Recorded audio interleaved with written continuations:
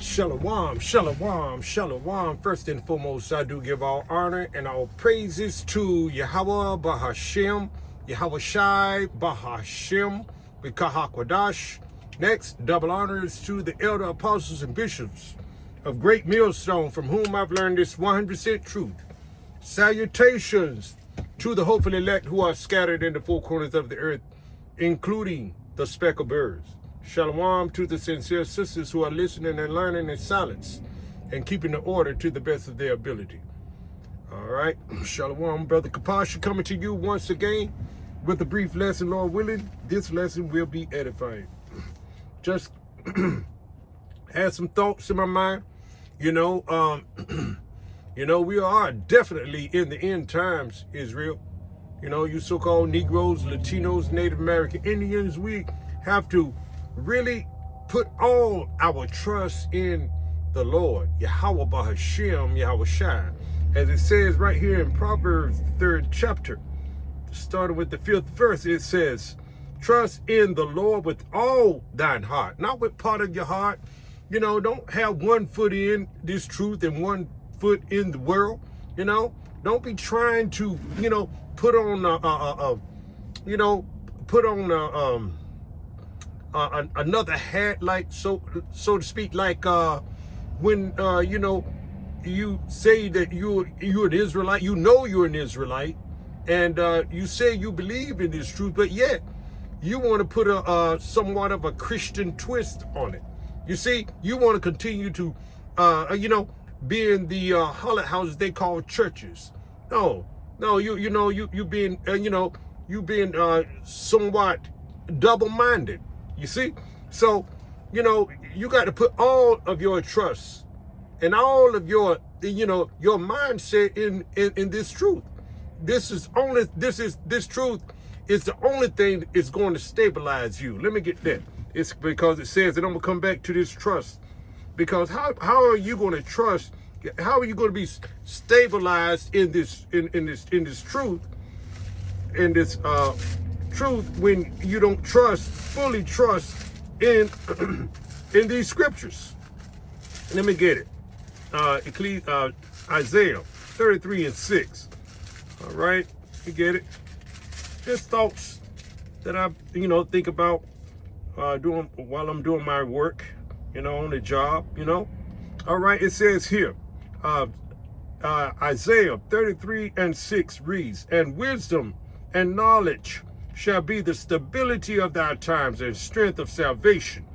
The fear of the Lord is his treasure. You see, that means that you're going to have to trust Yahweh Bahashem with everything in you, Israel, because all hell is about to break loose. With this war isn't going to slack up. This war is escalating. They got troops, the boots on the ground over there in the so-called Middle East. And they didn't just send those troops over there to make a deal and to bring them back home. It's very, very expensive to have all of that equipment and those troops over there. They're going over there to war. That's all, to a point blank period. They're going there to fight. And there's going to, and you know what? And a lot of people are going, all of them actually is going to not come back. They're going to get unalived over there. You see? So we got to put our trust in Yahweh Bahashem, Yahweh Shai. You see? That's why we got to call on them. You got to be of the elect in order to, escape, the drafts and things of that nature, the concentration camps and things of that nature. Even though you may get put into a concentration camp, but the Lord have that spirit on you, and he'll take care of you even in the concentration camp, or wherever you may end up if you are one of the elect. You see? So this is why we say, starting with the head men of GMS, the elder apostles and prophets, elder apostles, who are the true prophets and the bishops, right on down to the local camp of GMS. It says here, trust in the Lord with all thine heart, and lean not unto thine own understanding. We don't know how the Lord is going to do, get us out of, the situation, some of the situation that we may find ourselves in, but the Lord will make a way. And we trust that the Lord will make a way. I know that kind of sounds like Christianity talk, when they talk about that prosperity, the Lord will make a way. But, it's a lot for that. But I firmly believe, in Yahweh Ba'ashem Yahushua. And you want to have to put all your trust in Yahweh Ba'ashem Yahushua as well. And, because we got Passover coming up, of course, you want to abstain from, having land with your woman or your wife or whatever. You got to consecrate yourself, these 3 days. You see, hey, we got to put it into full gear now, full force, put 10 toes down, so to speak. You see, put everything you got.